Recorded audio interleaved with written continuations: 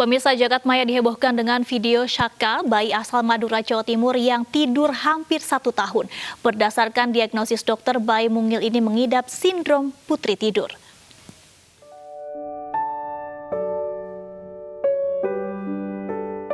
Bayi Saka mulai tertidur sejak usia 8 bulan.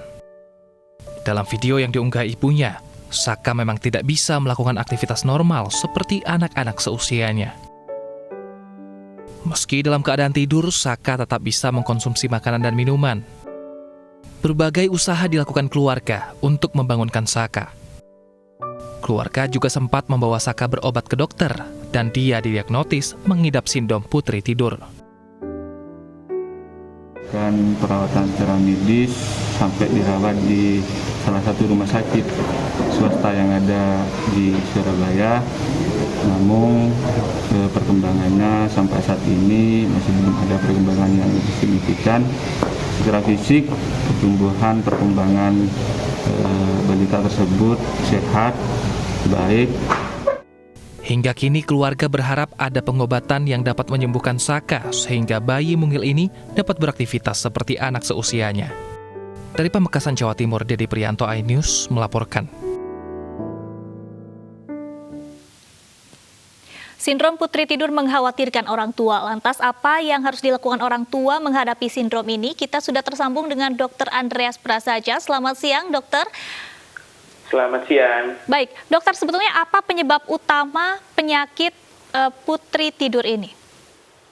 To be honest ya, sejujurnya kita belum tahu pasti penyebabnya persis apa, ya.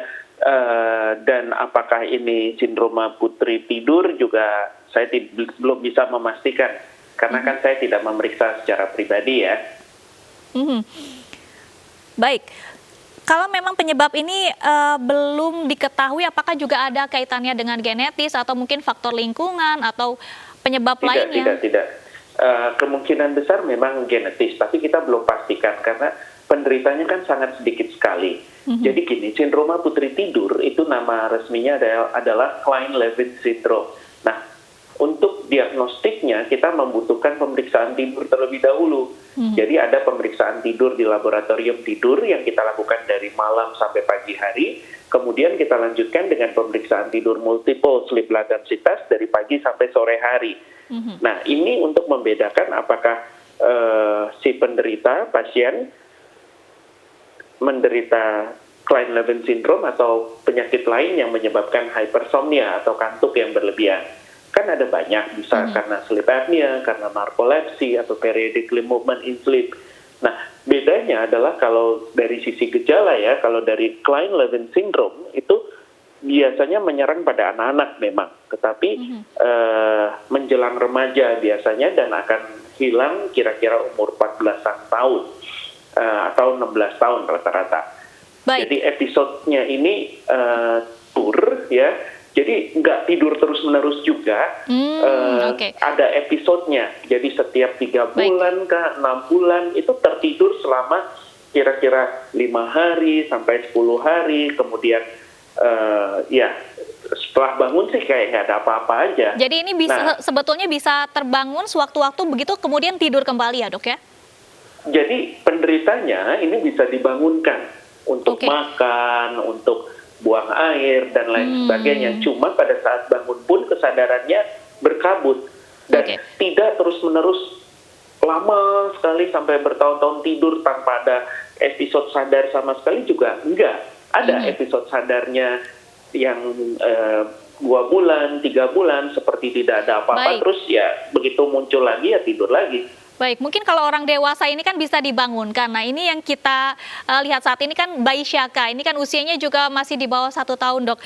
Nah, apakah juga akan berdampak kepada pertumbuhan sang bayi? Pasti akan berdampak. Karena tanpa adanya gerakan-gerakan motorik kan otot-otot juga akan fungsinya akan menurun nantinya. Ya, kita tetap memerlukan fungsi-fungsi tersebut tentunya.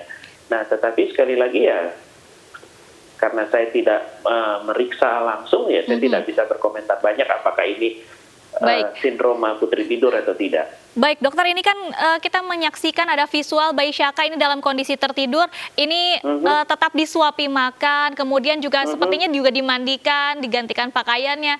Nah, ini yang tadi Anda jelaskan bahwa aktivitas tetap bisa hanya dilakukan dalam kondisi tidur. No.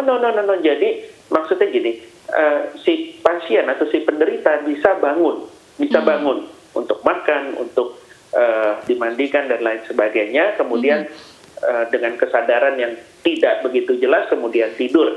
Dan episode ini biasanya berlangsung selama seminggu 10 hari, kemudian ada episode bangunnya gitu ya, terjaga betul-betul terjaga seperti tidak ada apa-apa. Nanti setelah beberapa bulan muncul kembali yang episodenya, cuma kalau lagi terjadi episode serangan memang rata-rata sekitar seminggu sampai 10 hari. Namun ada beberapa kasus di luar negeri yang melaporkan sampai berbulan-bulan memang. Oke, Dokter Andreas, terkait dengan sindrom putri tidur ini, apakah sejauh ini sudah ditemukan obatnya?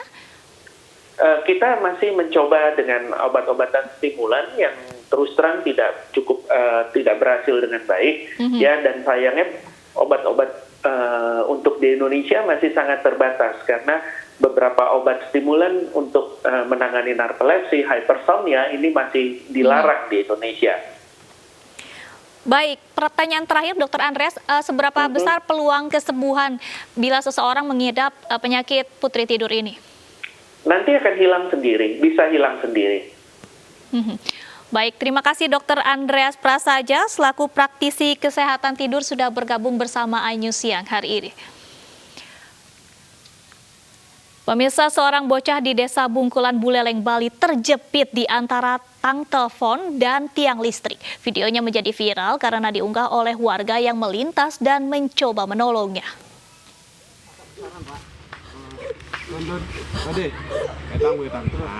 Dalam sebuah video viral, seorang bocah menangis karena kepalanya terjepit di antara tiang telepon dan tiang listrik. Kejadian di Desa Bungkulan, Kecamatan Sawan, Buleleng, Bali ini menjadi viral pasca diunggah di akun Instagram Dewa Tegeh. Bocah 8 tahun tersebut bernama Dewa Gede Satria. Dewa terbebas dari sela kedua tiang setelah ditolong seorang warga dan seorang pedagang es krim yang melintas di lokasi kejadian. Enggak, itu pertama kali katanya. Oh, pertama kali. Mungkin dia iseng kok bisa masuk apa enggak, pas dimasukin nggak bisa keluar dia. Supaya tidak terjadi hal serupa, warga berharap kedua tiang bisa dibongkar karena banyak anak-anak yang bermain di kawasan itu. Dari Buleleng, Bali, Pande Wismaya, iNews melaporkan. Warga Tasikmalaya dihebohkan dengan kejadian seorang ibu yang mendadak melahirkan, padahal selama ini sang ibu tidak merasakan tanda-tanda kehamilan.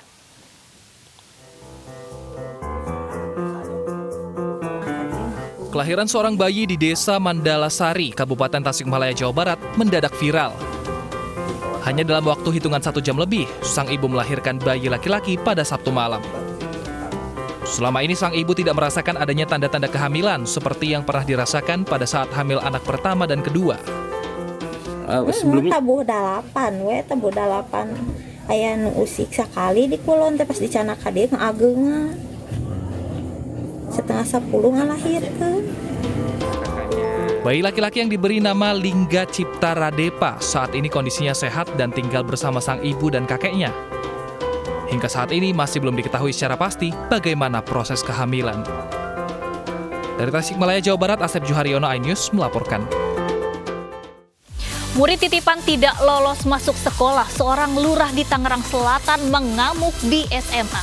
Informasi selengkapnya akan kami hadirkan sesaat lagi, tetaplah bersama iNews siang.